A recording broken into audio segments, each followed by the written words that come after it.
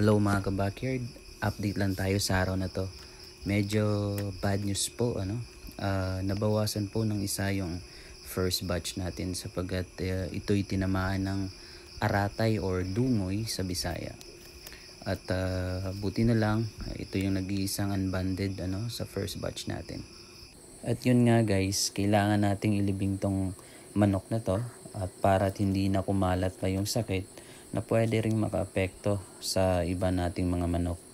Tara't i-check natin yung iba pa at tingnan natin kung meron na bang nahawa pa or nangihina na ngayon.